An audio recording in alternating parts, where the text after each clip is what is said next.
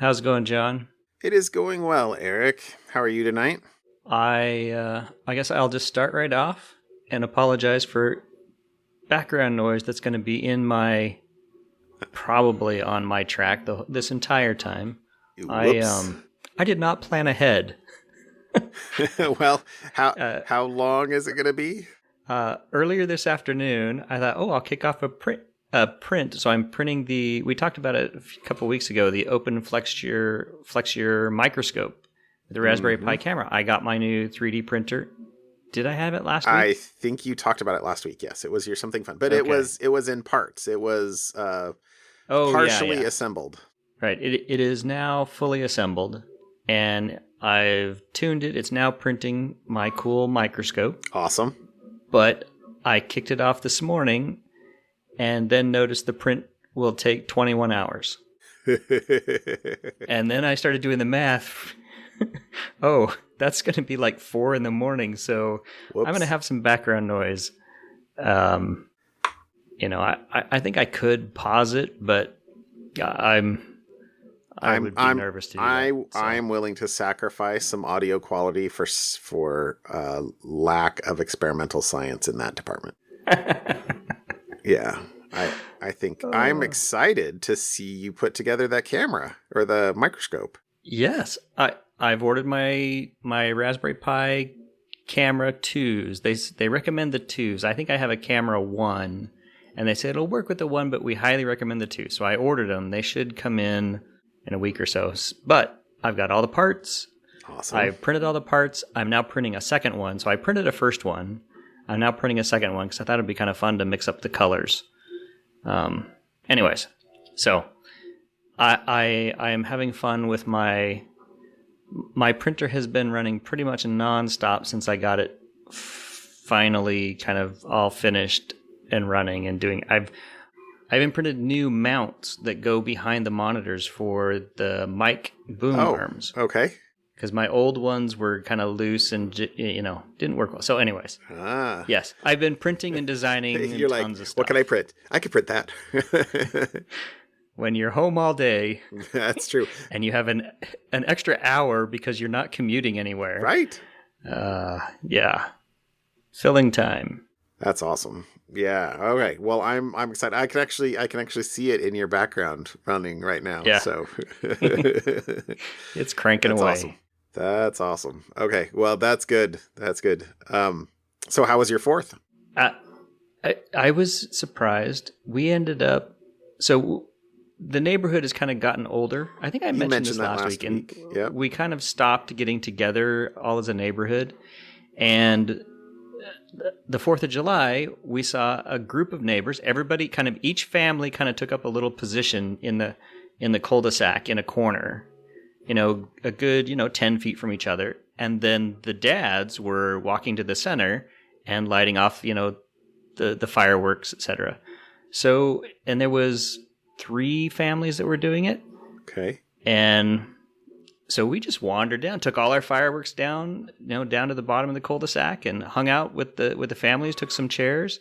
It was actually quite enjoyable. Everybody was, staying distant and, enjoying the fireworks with all the kids. The kids were, my kids are all getting older and are moving up, but there's new families that have moved in that have younger kids. Right. So there's a new crop of younger kids now that are now old enough to kind of enjoy fireworks. So it was great fun.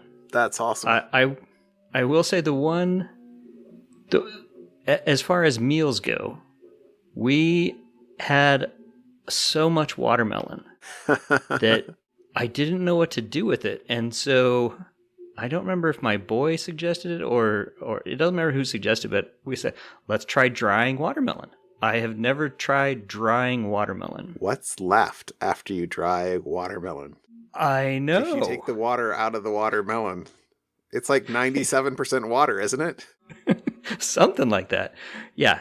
So we dried the watermelon and I will say it tastes weird. I don't know how else to describe it.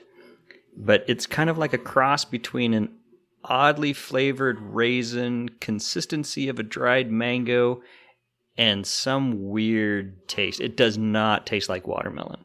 but you're not selling it. Is it good? I know. It's not great, but it's okay. Still not selling it.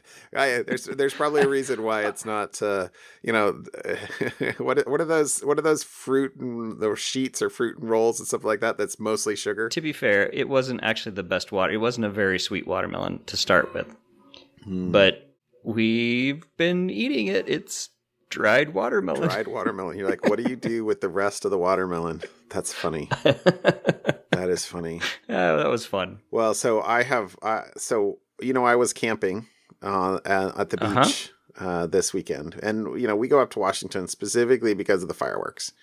So every year I tell myself this, and then I forget the next year. I don't know why I spend any money on fireworks because we go to the beach.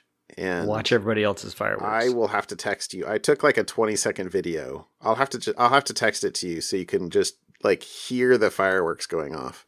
It is a I don't even know how to explain how many fireworks are going off there. It's basically a madhouse, and I forget every year. And so this year, I didn't actually want to go all the way down to where all the people were. So we tried to find a place that we could just get out to the beach where I thought there would be fewer people. But, Washington's, at least this part of Washington, you can drive on the beach. And so, right. You basically think you're going where there's not going to be a ton of people. And then you get out there and you realize that everybody's just drove there. And it's basically cars kind of staking out spots. But whatever. I mean, the boys and I kind of found a spot that seemed like somebody else had deserted because they of course had left their launch tubes there because of course they did. So and so we kind of sat back and we had a good time. It was fun, and we set off a bunch of fireworks. Although as we hit the beach and we're starting to like walk up, and we're certainly keeping more than 6 feet distance from the people, but you can see these people, everybody's kind of around their own little piles of fireworks. And there was this one group, the one that was closest that we could see there. They had one of those sparklers going off on the ground, and then a whole bunch of people were doing flips over on top of the sparklers, like while they were going. I'm like, kids, that's what you do when you're drunk. Don't do fireworks drunk. But anyway. So that was, it was okay. It was a good time. Good time was had. But evidently there were a whole lot of illegal fireworks going up back home on the home front in Oregon. Uh-huh. And someone, a neighbor, I think, but they're not taking responsibility for it, lit a bunch of our arborvitae on fire and burnt 13 of our trees. Oh my goodness. So fire engine was there. Like one of the neighbors texted me, it was like 11:30 at night, and said, basically what was going on and what had happened. And so I actually texted my wife, and she actually responded and said, yeah, I'm out here. She sent me a picture. Yeah. Fire engines were out. It was evidently an exciting time here at the home front while we were a long ways away. And so, yeah, if you come out, I'm going to invite you out to pick blackberries here shortly. But when you come out, you can see the trees, and they'll be like, I have a quote already for replacing them. Bleh. Oh my goodness. So, I'm sorry, dude. Yeah. Well, speaking of the illegal fireworks, did you see the link I threw in the Slack? Have you seen the guy who basically took the Blade Runner video of a helicopter shot across the LA Valley? I did not. You should click that link and watch. Well, you watch it later, but you click the link. Basically, this is a really cool video of, I assume is a helicopter, of basically the Los Angeles area. And there are just thousands of illegal fireworks shooting off into the sky from a helicopter view. So you see tons of them, and a guy basically put the Blade Runner music overlaid over the video. I'll throw the link. This will be like the first link we throw in intro, but I'll throw the link in. I thought it was really cool. Okay. Unfortunately, it's illegal fireworks, but well, I mean, even so, up in Washington, the reason to go up in Washington is that you can get nice fireworks, but I still don't think that all the ones that were going off were legal. Like, not even there. Right. Because I'm pretty sure that we bought the most powder allowed or whatever, and the other ones going off were much, much bigger. Right. So, anyway, okay, I will have to watch that. I see the link in here, so I'll have to watch it. So I'll put the public invite. I'm starting to like nibble on blackberries. So they're not like this weekend's probably still late, maybe a little early, but you should plan on coming over the next weekend, not this coming one, and picking blackberries. Spend 3 minutes, fill a bucket, go home, make some blackberry jelly. I am down with that. These are the easy picking blackberries. I should clarify. Sure. Sure. Yeah. Anyway, so yeah, I had maybe half a dozen as I was walking around yesterday. It's like, oh, okay, they're coming on. They're coming on. They're getting close, huh? Yeah, I think it'd still be a little too much work to pick at the moment. You know, it might take 10 minutes to fill a bucket. You gonna get blackberry honey? I'm sure that what's in the frames at the moment is blackberry honey, but I've got basically 2 mostly filled supers, but I wasn't planning on extracting it. So that means that when I go and extract it, it'll be blackberry plus a whole bunch of other stuff. So got it. It'll be blackberry plus. So yeah, I don't know. I actually went into the bees today, and basically 6 of the 7 hives are doing just awesome, including the 2 that I requeened. You know, what was that, 3 weeks ago? They're doing really well, but they aren't yet filled. They haven't yet filled their own boxes, so they're not filling supers for me.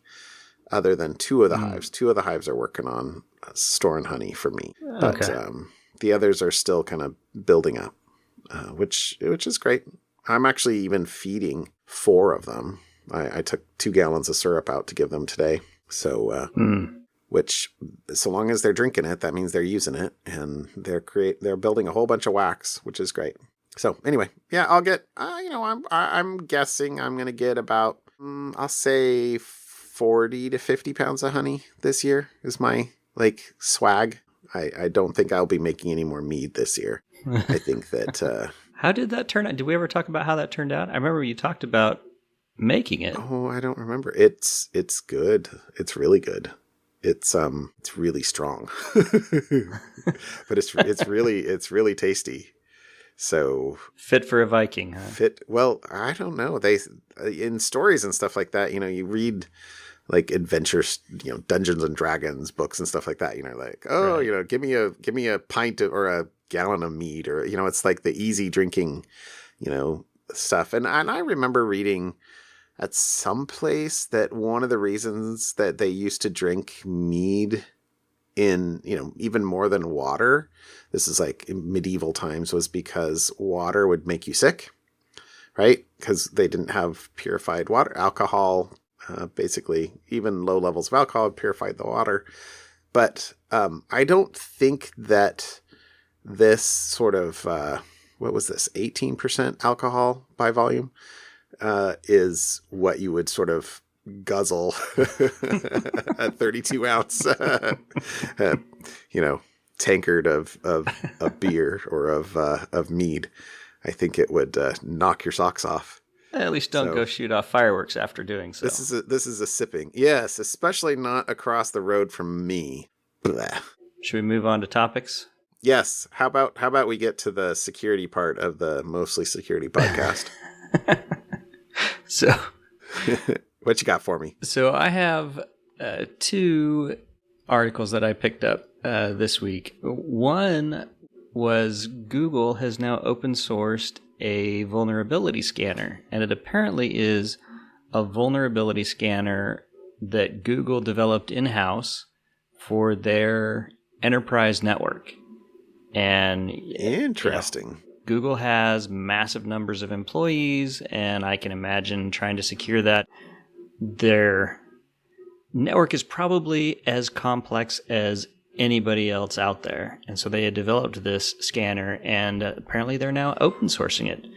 They kind of similar to it's not Google branded, but it'll be an open source project, kind of like Kubernetes. And I would be curious to see, well, one, it's all on GitHub. So I was going to go down, I haven't done it yet, but I was going to go download it and play with it to see how easy it is. The GitHub docs make it look really easy how to set it up and actually test, a for a vulnerability, and see how this might get picked up outside of, Google. Yeah, this is cool.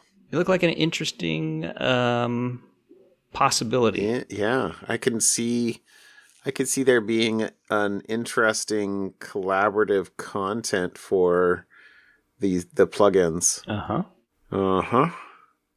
No, I hadn't actually seen this, so this is cool. Yeah, well, we'll see. I wonder how well it would work. I obviously do not have a massive network at home, but I have more than a handful of things. I wonder what would happen if I tried running it against my house. So, anyways, not a whole lot to say about that one other than keep an eye on it. Might be interesting. Yeah. And then the second article that I picked up was, the title is "Billions of Passwords Now Available on Underground Forums, Say Security Researchers." So, breaches happen. These things get shared on, the so-called dark web. Obviously, it's not unknown that this happened. The thing that I picked out of this one, which was interesting, is these billions of accounts. A lot of them you can go get for free. I guess they're not monetizable. But the two things that I picked out for this one was, how much you have to pay for accounts of different types. And I think the obvious one is the bank credentials. If you can get access to somebody's bank credentials, those will cost you the most on the underground, on the dark web.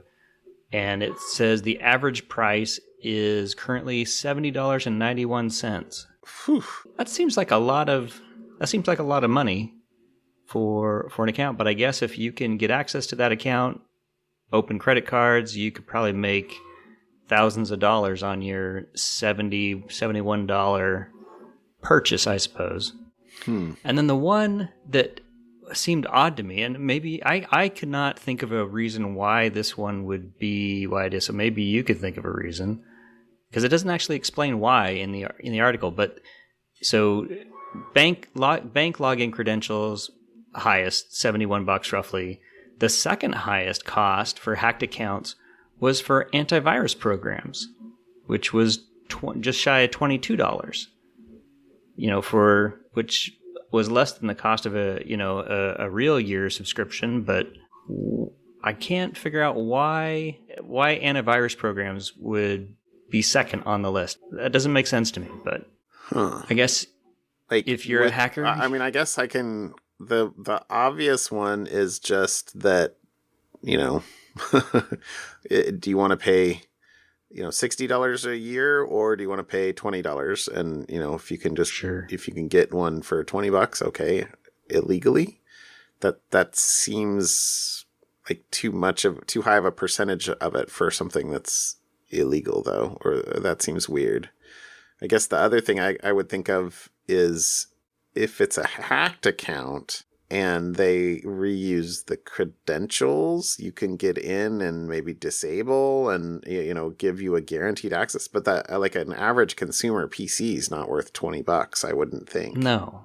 Yeah, that one I don't get that one, because if I'm someone who's willing to buy things on the underground market, I don't think I'd be picking up and running consumer grade antivirus software on whatever my machines are in the first place, right? I'm probably running free stuff, or I'm running Linux, or there's other alternatives to a consumer grade antivirus program. So that one I don't understand. And then some of the other things that you can, file sharing accounts, VPN, media streaming services, so like your Hulu, Netflix, whatever, those hacked accounts go for under $10. I guess the other thing I would think of, sorry, I'm still back on the AV thing, is that getting a legit subscription would be valid for testing malware against, perhaps, in a way that is, hard to pin back to, or, if you're rotating those periodically. Oh. So a way of testing whether something's detectable or getting detected by the AV program, right? Yeah. Because you don't want to upload your sample to VirusTotal to see if it catches it. Probably not. Okay. I don't know. That'd be another thing for me, I guess. Well, yeah, that and the streaming services. But pretty much, if you have an account online somewhere, you probably have one of these. So again, use a password manager, use two-factor if it's offered. Check your accounts, especially things like social media or streaming, especially things like streaming services where maybe you're already sharing with family members and you may not know that someone is kind of watching shows on you. So I had actually my Netflix account hacked a year or two ago, and I want to say it was from Brazil. And yeah, it was one of those things that I don't even remember the last time I had changed that password. And, it was a bad password is what it was. And, so like afterwards I got it into 1Password. I did a nice one. It was one of those times. I mean, I don't even remember the last time I'd actually logged in, right? I mean, Netflix keeps you logged in forever. Right. And then we do have the account. I had to enter it then into that password into a couple of devices. It's a pain in the butt to enter one of those 1Password devices on a device that does not have 1Password. Yeah. I'll tell you that. It's pretty funny. So, wow. Hold on. Yep. Out of the bottom of that article that you just said, there's a bunch of factoids, but it says 1 out of every 142 passwords is 1234556. Wow. That's like, what, 0.6%? That's pretty bad. Oh. Good. All right. Well, I saw two things that I pulled out this week. And I was mostly, I think, just sort of browsing Twitter and a little bit of things while I was out camping. That's what I saw. But the first one is about, it says more than 240 website subdomains belonging to organizations large and small were hijacked to redirect netizens to malware, X-rated material, online gambling, and other unexpected content. Ouch. And so this is basically, we'll call it site hijacking, but in Azure customers. And so it says the big names are said to include Chevron, Red Cross, UNESCO, 3M, Getty Images, Hawaiian Airlines. It says ARM. Warner Brothers, Honeywell, Autodesk, Toshiba, Xerox, NHS. Anyway, the list goes on and on and on. Basically a who's who. Right. Which I'm names sure you would know. Yeah, exactly. Names you would know. But at the end of the day, this is basically because of DNS aliases. Because and Microsoft posted a documentation guide that basically said how to what to do to not have this happen.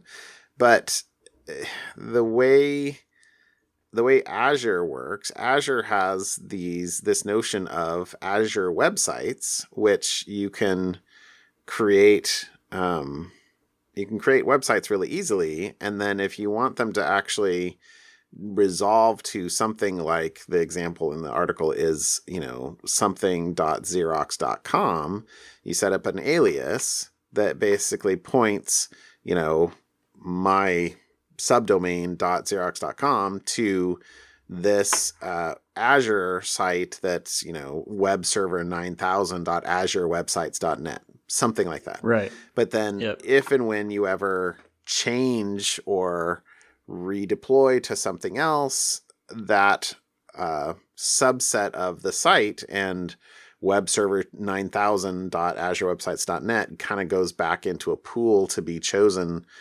by somebody else.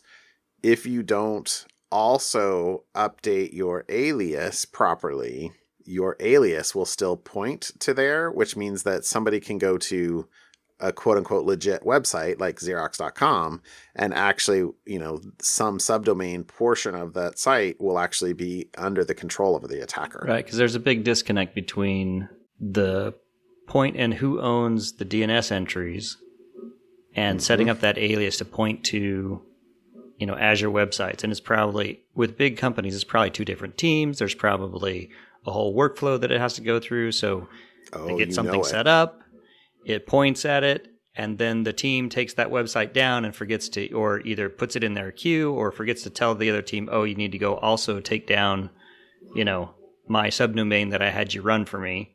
Right. And so that subdomain is still pointing at that thing that no longer exists until some enterprising person discovers it and says, hey, we now, we now own this company's website. And there was a comment in here that basically said that the takeovers are clearly automated, because I'm sure they can basically look in DNS and try and find, aliases or CNAMEs that are pointed to AzureWebsites.net, or I don't know if there are other TLDs for Azure that are doing that, and then basically see if there's a way for them to provision that subsite. And if so, then they own it. Right. And evidently, this isn't new necessarily. There were some comments in here that it's been happening, that it had happened before, and that this particular group is one that is not super destructive. But there was a comment that basically said, I've warned a bunch of organizations that their biggest fear should be this legacy group partnering with another group that is more destructive. Hopefully that isn't happening at scale, but I fear the worst and believe this group is far more sophisticated than they're given credit for. Right. Yeah, this is clever, because now you own essentially a website of a legitimate company without... Yeah. Right, exactly. Mm-hmm. And there was another comment in here that said that, in trying to hide their presence, they'll maybe make the root URL show a 404 or coming soon or something relatively innocuous, but basically deep linking is completely within their control, right? Which means that they can host malware there, they can host porn, they can do whatever they want. Serve other pages and other content out of that. And then the last thing I had out of this, but which was a travesty, is quote, Edwards told us roughly 20% of the subdomains he reported have been shut down. So 80% are still chugging along. Pretty good math there, Eric. Yeah, I haven't been on vacation that long. Yes. Oh my gosh. So I guess I didn't quite notice what when this was first disclosed, but it's pretty bad. Yeah, I don't see the. Oh, it said. Oh no! One of the comments was from Autodesk that said we were made aware of the situation on June 30th, and it has been resolved. So I guess that puts at least a date. Right. 20% have been resolved in the last week. So. anyway, that was my first one. I thought that was an interesting and important. So the second one, I actually saw this over the weekend. I think it was maybe even right on the 4th. Yeah. Because my recollection is I was sitting at the campfire. Maybe it was in the morning. I don't know, because at least when I'm quote unquote camping, I'm up because we were sleeping in a tent, right? So frankly, once you wake up, I want to get up because the sand is not particularly comfortable, and so as soon as I'm awake, I got up and I went outside and sat by the fire or sat by the fire pit and started a fire. Because we're camping, but then my boys would roll out anywhere from 1 to maybe say 3 hours later. But that's okay. Yeah. They're teenagers. Yep. So I spent some time, Saturday morning thumbing through Twitter by the fire, which was nice. Anyway. This is a vulnerability in F5's BIG-IP appliances. So, in the security industry, and if you use F5s, you presumably heard about this because basically, if you did not patch over the weekend, you are likely compromised. In fact, there was actually a quote from, let me get the quote from F5 themselves. Important. If your BIG-IP system has, this is a quote, if your BIG-IP system has TMUI exposed to the internet, that's their management UI, and it does not have a patched version of software installed, there is a high probability it has been compromised and you should follow your internal incident response procedures. Please see the indications of compromise section below. So, ouch. Yeah. So basically, last week, it says government agencies, including United States Computer Emergency Readiness Team and Cyber Command, sounded the alarm about a particularly nasty vulnerability. So F5, these appliances are load balancers, right? So they sit on the edge of the network.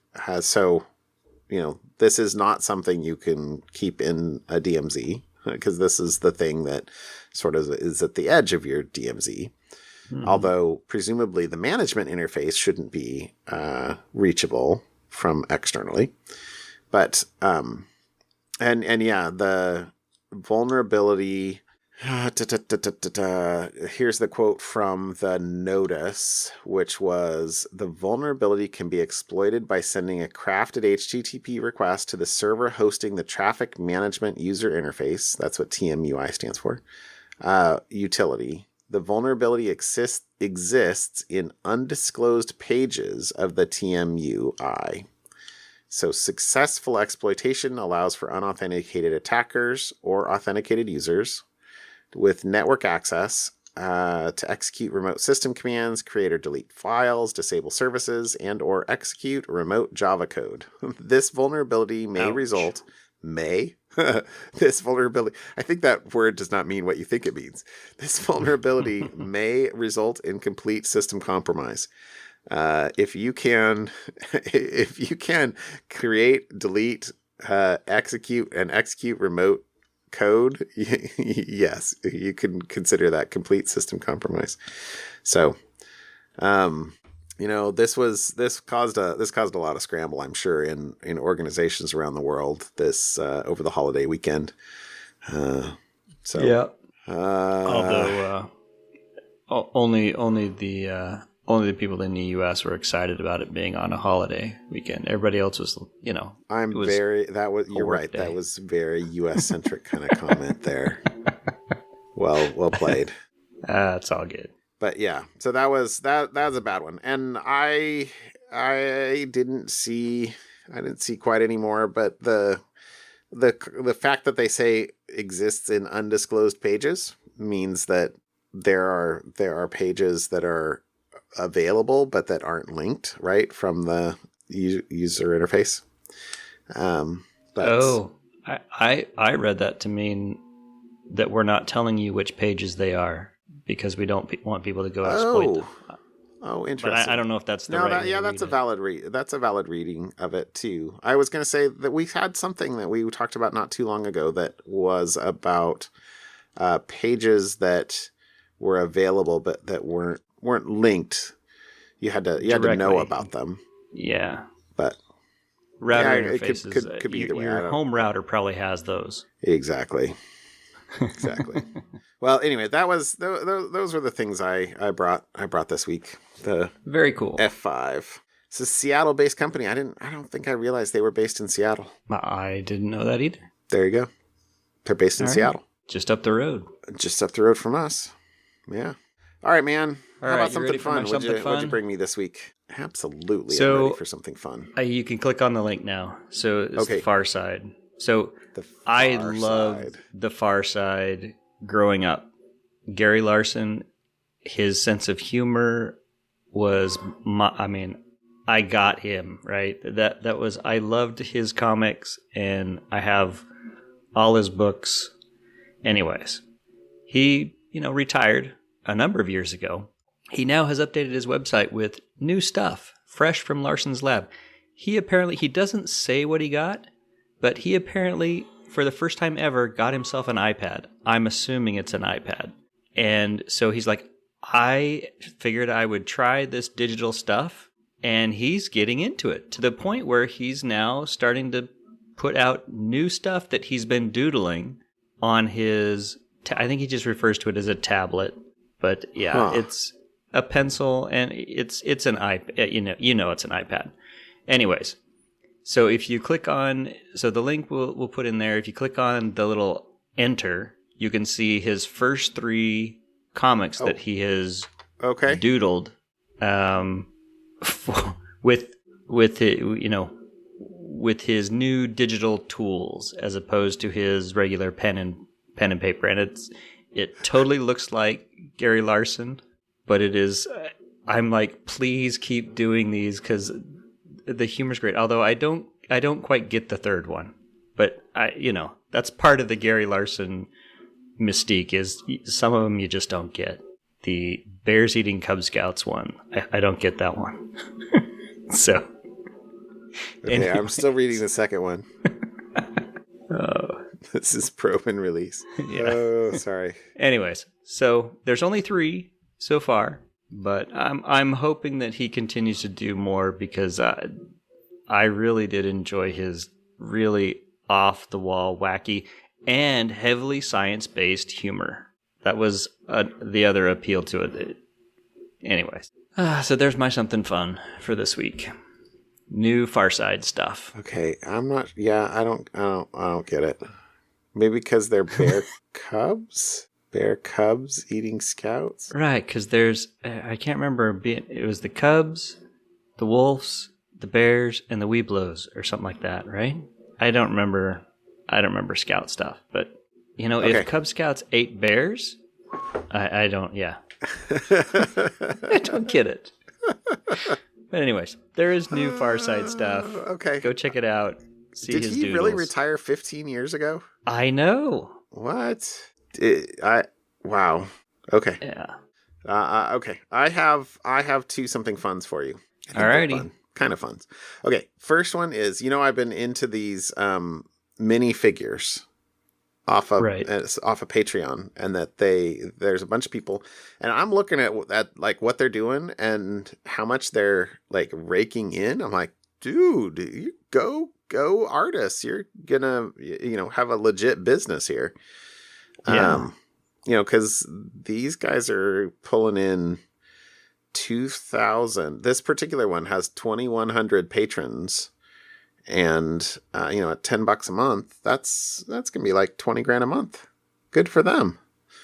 Nice. So anyway, but this is one of the people that I support is a thing called TitanForge, which does minifigures based on like Dungeons and Dragons and stuff like that. But they are releasing a new account, I guess, called CyberForge, which is basically going to be a monthly collection of figurines, but with a space theme. So not in the D&D realm, but I guess more like Warhammer 40K. I don't know. I'm not. I mostly am just into it because those look cool. But and this is the thing you download and print yourself. Yeah, you download them and print yourself. So this is what I want to send you a couple of things to print. And then I'm curious to have you print and then me print and see how compare see how they work. But anyway, this is my something fun because they just this weekend I basically got an email because I'm subscribed to the other thing that said, hey, we're releasing a new set of monthly figure collections, and you can join for the moment. And I don't know how long it will be on. No, actually it says sold out. So never mind. So basically you can join for $10 a month and it is, it's space. It's pretty cool. But, for those of us, I guess that got in on the early, the early release, it was $7 a month. So I was like, $7. That's like one cup of coffee for the people in my family that like coffee. Not me. Totally done. I think it's cool. And so there's a bunch of Space Marines. They look cool. Uh-huh. So check them out. That's awesome. And then my other and maybe more real something fun for myself in particular, if this becomes popular, given my network bandwidth, a new video codec will cut video file sizes in half so you can stream even more. So this is a link to an article on Android Central, but about the new H.266 codec that will be, it says, about 50% smaller than the same video using H.265. And the new codec, quote, provides equal perceptual quality. So we won't hate how it looks. Fraunhofer calls H.266 a quantum leap in coding efficiency. And that sounds cool, but what does it mean? Essentially, H.266 can cut the file size of a 90-minute 4K video from 10 gigs to 5 gigs, and our eyes shouldn't see a difference. How do you like them apples? You would think that given the advent, streaming video is not new. It is not. You would think that it would be hard to find a double. Yeah, that seems like a lot of compression or whatever it is. Although I did read this when you clicked it in. It says they're going to be producing chips, so it's going to be hardware. Well, most H.265 is all hardware-based decoding too. I mean, that's how phones and tablets can get so long battery life, is because it's the codecs supported in hardware.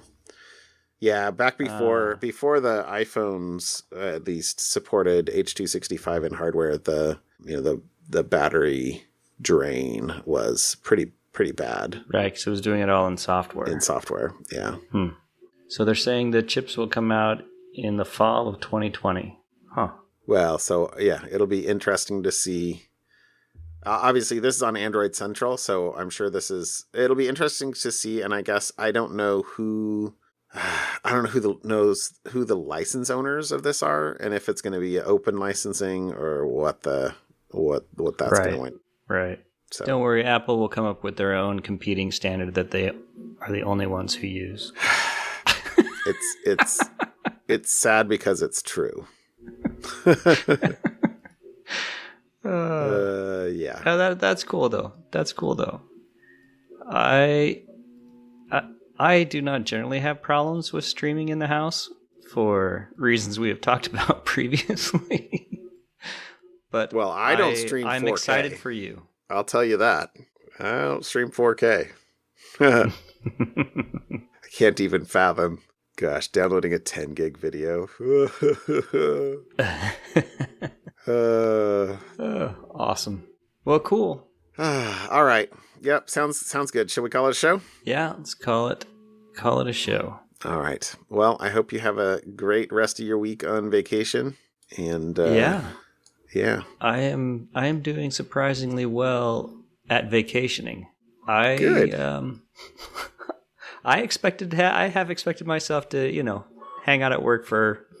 I mean, what else am I going to do? I got no place else to go. Well, you got a new printer. I do have a new printer. That has helped. And the whole getting hooked on the Rocket League. That's the other thing that has helped to distract me. Have something else to waste time. Yes. That's funny. All right. That's all good. That's all good. All righty. All right. Have a good night, John. Yep.